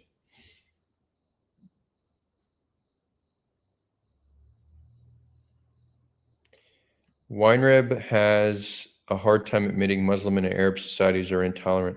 No, actually, I don't. I think compared to a Western standard, they're quite intolerant. I don't think that's I don't think that's controversial, and I have no problem saying that. I would say throughout most of history, you did have better minority rights in the Middle East than you had in Europe up until recently. I don't know enough about what caused that shift, but it'd be interesting to dive deeper into that. But you know, by most measures, there's a higher level of tolerance in the West than there is in the Middle East. Like I might on many listen, Yaakov, you don't know me, but on many issues, I'm going to be politically left or liberal, right? Not all, but most. That's not the same as being woke. I have no issue with truth. I have no issue with talking about issues that are offensive.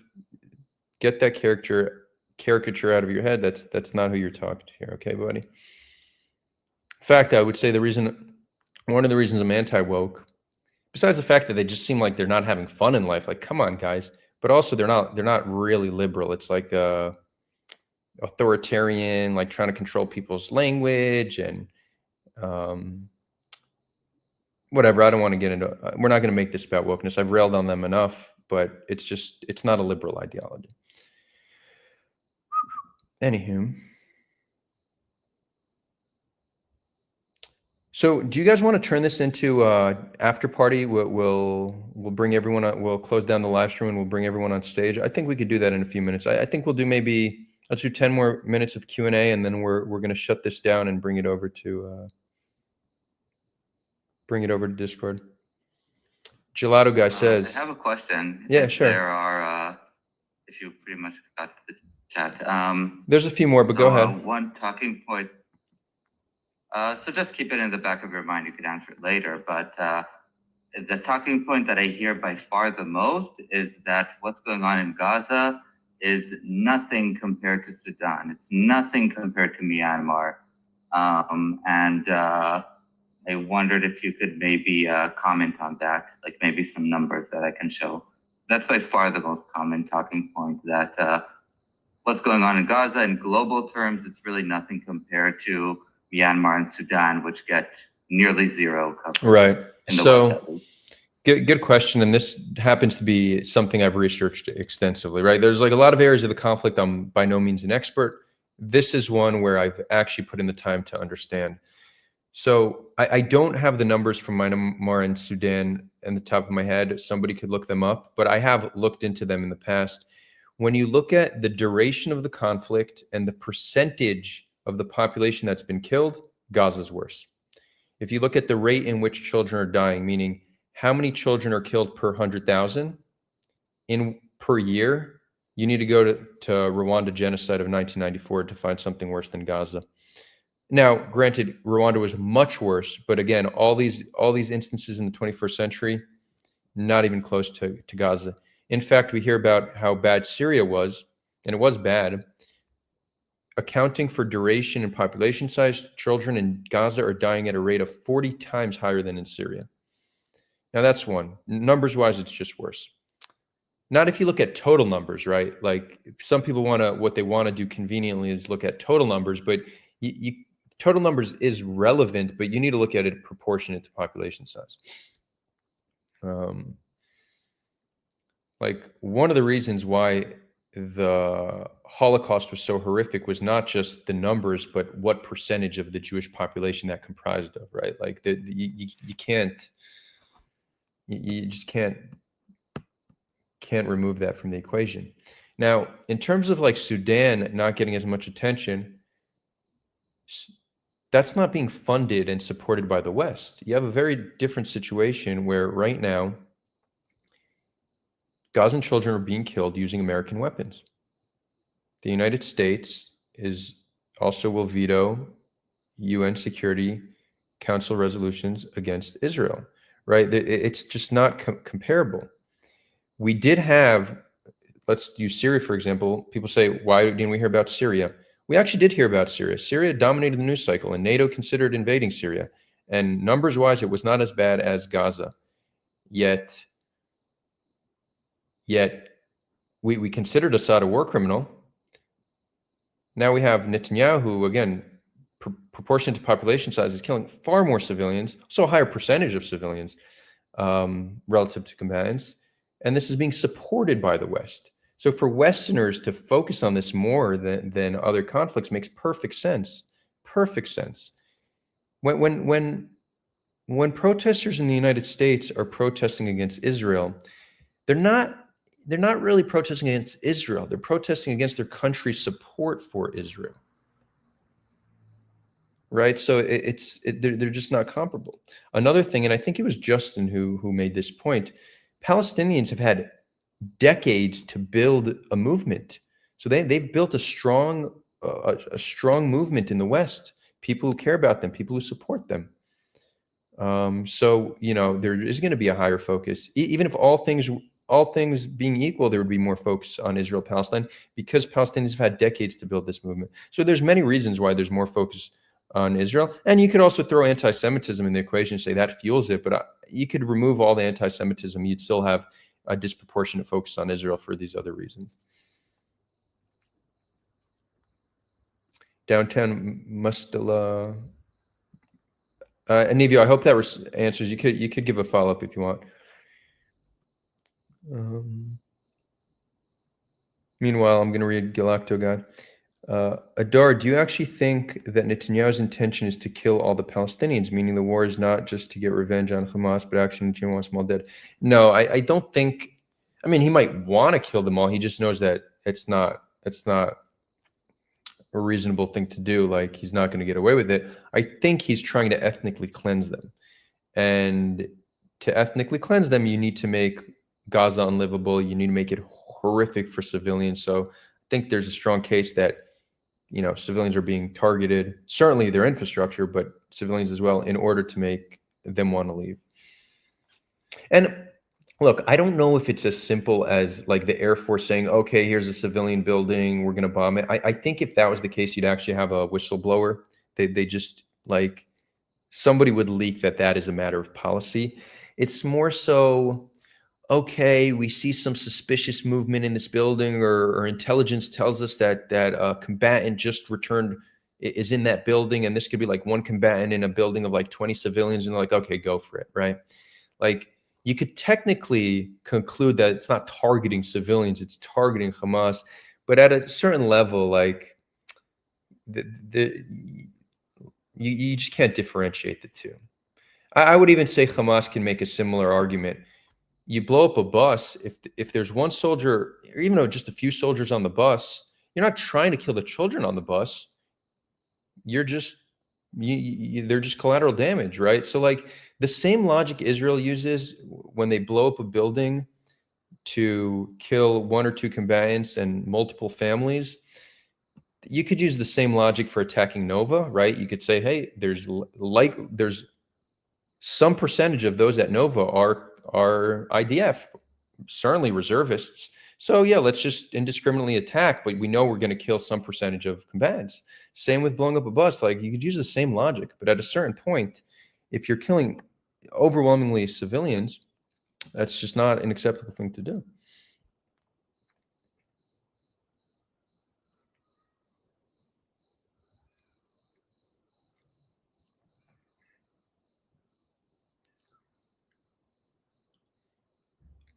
Yakov says, LOL, the Eurovision popular win was because Europeans are not anti-Western, pro-Muslim. It has nothing to do with Jewish communities.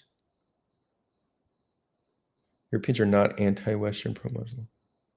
Okay, fine, but they're not pro-Israel. Like, they're not. It's not like these Western countries are overwhelmingly pro-Israel. We could think about this a little bit deeper. What Nevio said is a good point, that you can't vote against the country. So all the hate against Israel doesn't matter. So yeah, is it possible there's like you would actually only need like some small segment of the demographic to be very pro-Israel, even if they're not Jewish, for Israel to get the popular vote. So yeah, I could see different ways in which that could happen. Downtown Mustela, you're saying, hey, but Ellie here. Which Ellie? Just for reference, I know a few, I think. In regards to your claim about Israel having IDs of Palestinians, are you talking about 16 plus, right? I'm not sure I know what you're referring to. When a Gazan child is born, they're given an ID number. Babies, you get an ID number when you're born. They then exist in the Palestinian population registry, which Israel has full access to. So I'm not sure exactly what you're asking, but I hope that answers your question. ITS says, do you see what happened with Golan? Yeah, Yair Golan very controversially said, what's the quote? Dun, dun, dun. Where is it?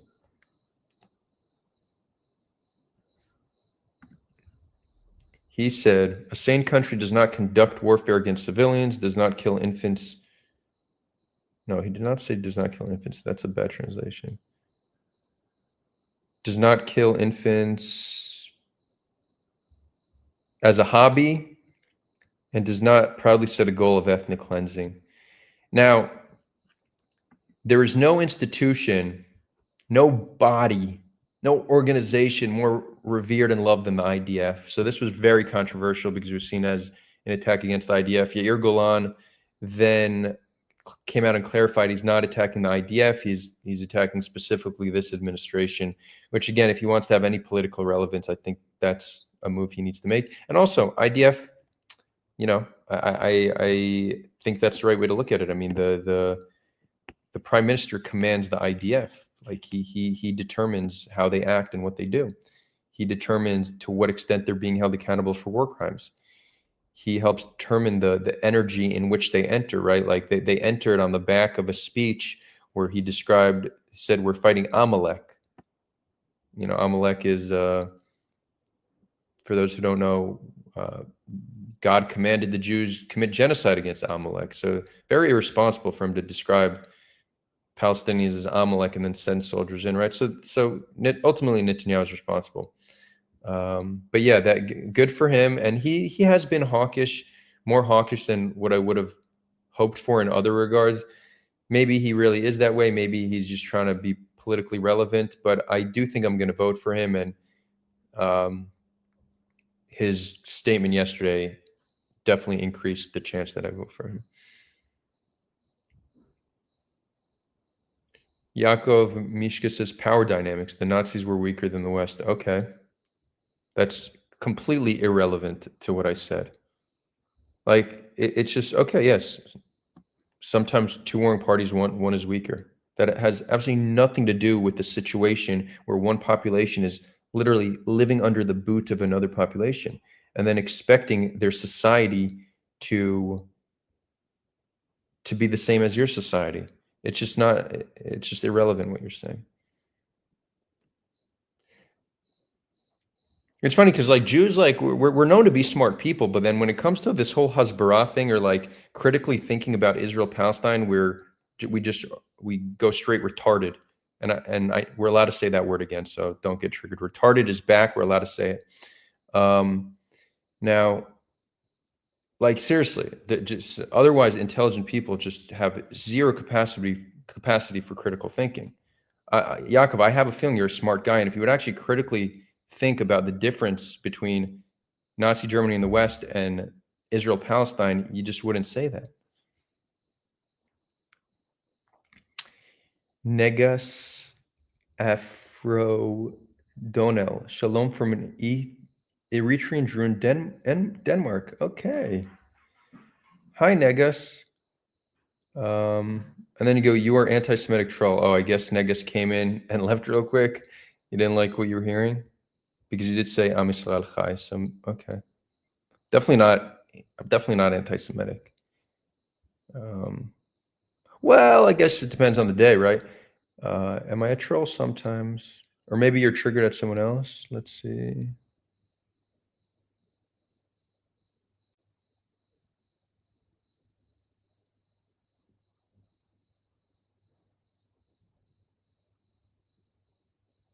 Okay, yeah. Negus is and guys, just so you're clear, her name is Negus. I am not being racist. She goes, I support the IDF and Israel. I have family who own black-owned Afro shops in Tel Aviv, which Arab supremacists and Palestinians want to undermine us. Okay, I don't know what you're talking about, but I'm sorry to hear that. You're also saying that Congolese, Sudanese use American weapons. Okay, it's possible I was wrong about that, but you cannot compare those situations. It's not this public support for the atrocities happening, like public American support for the atrocities happening in African countries. And I would go on beyond there. There is this like white centrism or Eurocentrism. People are more interested in conflicts in their, I don't want to say region of the world, but let's call them the northern hemisphere. The southern hemisphere is kind of like neglected. That probably plays into it as well.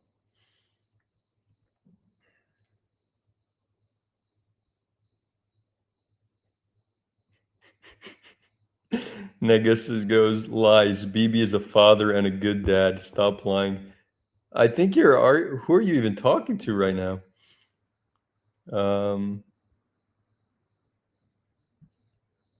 First of all, I used to be friendly with Yair Netanyahu, Bibi's son.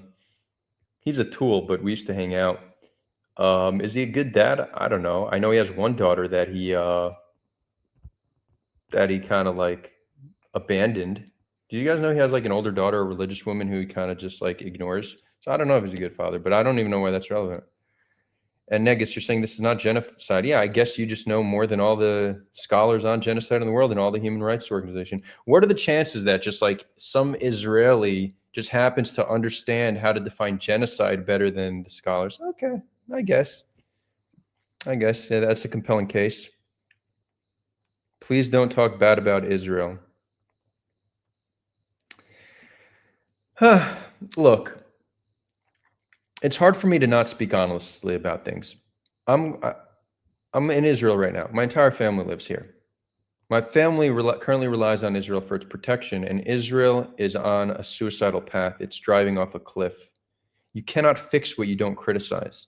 So I will continue to criticize Israel and even demonize certain aspects of Israel until Israel transforms to be a nation that can protect my family without oppressing another group of people.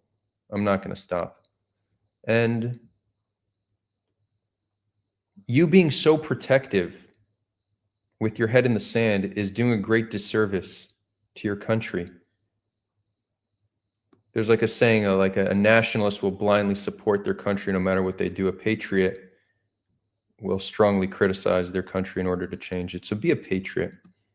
I wouldn't consider myself an Israeli patriot, but there's an interesting concept there, okay?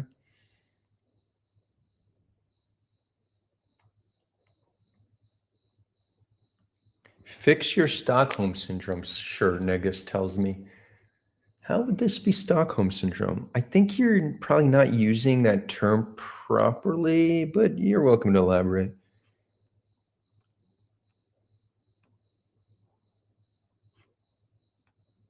Let's see.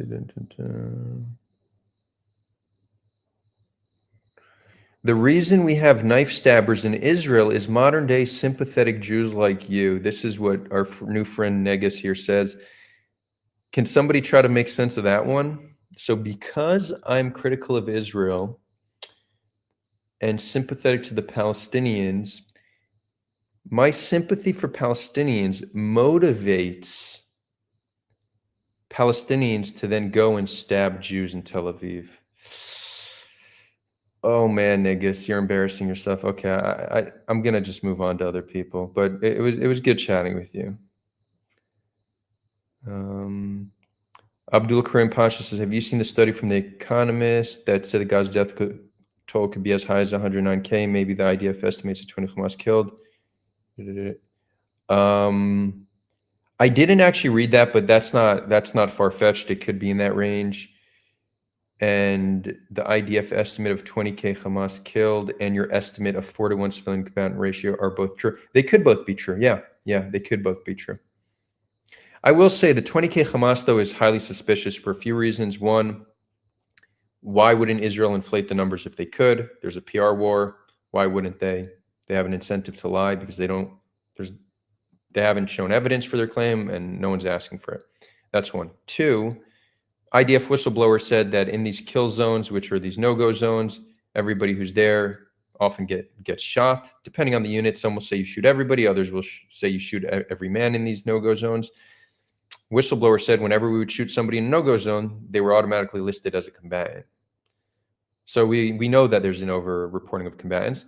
And then another one is generally in war, for each death, you have around 2 injuries.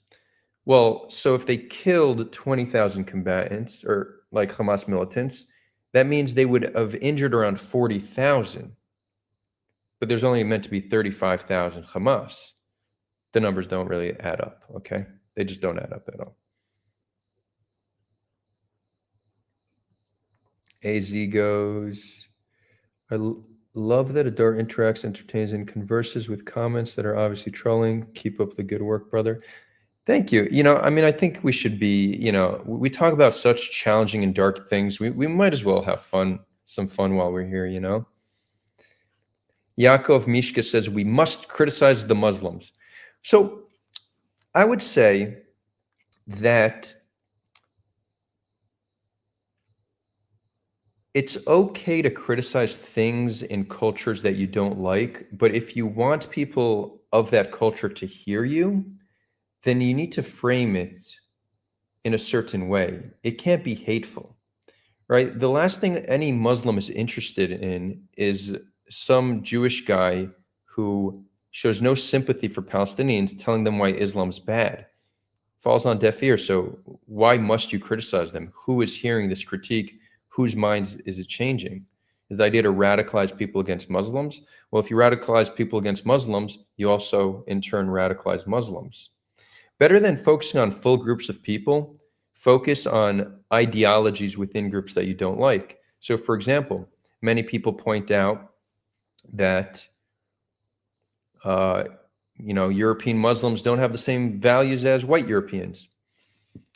But instead of demonizing all Muslims, I think it's probably better to say, in our country, here in England, I believe that free speech is essential, that you could criticize any religion without being subject to violence, that women have XYZ rights. Challenge ideas rather than identities and ethnic groups. Because the second you do that, you demonize the entire group, even those who don't have that ideology, and you inflame the people of that group, and they're less likely to hear what you're saying. So it's better to focus on ideologies you don't like rather than groups. Okay, we should wrap this up. Let's see who's here in chat. So let's do...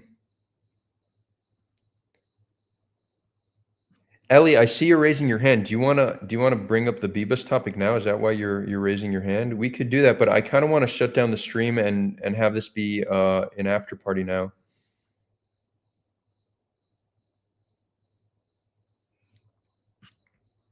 Let's see. Domi goes, regarding the hospitals, there's at least some hints that they are used by Hamas beyond the treatment of their militants, also for holding uninjured hostages or serve as a commit. No.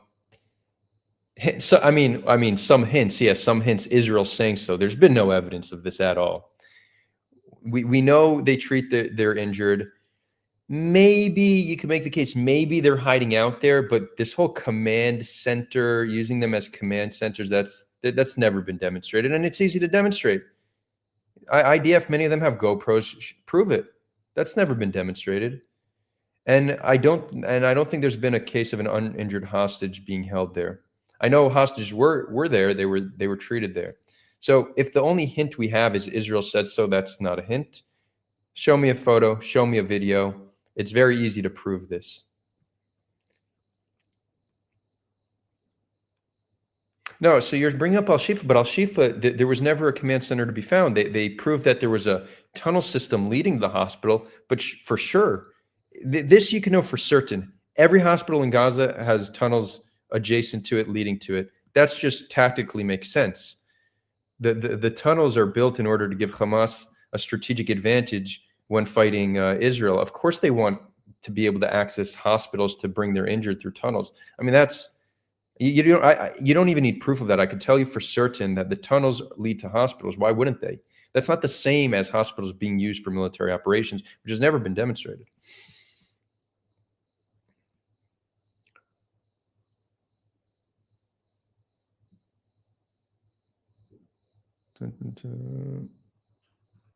Okay, we're gonna wrap this up.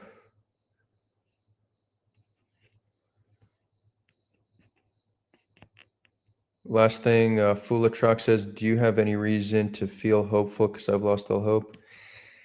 Yeah, I mean, look how fast the world changes. The world's changing faster than ever before. So we should be hopeful that it could change in a positive direction. But with that, it could also get worse. So I'm not telling you that I'm extremely, what's the saying? Hopeful but not optimistic, or optimistic but not hopeful. I was confused too. No, it's optimistic but not hopeful. I don't know. We don't know where the world's going to be in 10 years, especially with AI. It could be much worse. It could be much better. But I guess I imagine this is not convincing the way I'm explaining it. But just know that the world is likely going to look very different in 10 years, and it very well might be for the better. Might not, but it might be.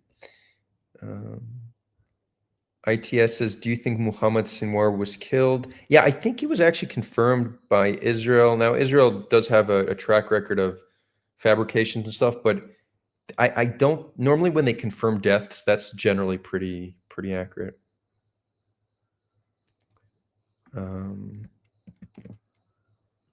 Anywho, I just dropped the link to Discord. So guys, we're going to continue the conversation just on Discord. I dropped the link, click that link. Once you join, on the left-hand side, you're going to see it says Israel Palestine Call-In Show. Click there, and we're just going to do a conversation. And we'll continue the conversation, and we'll do another stream next week.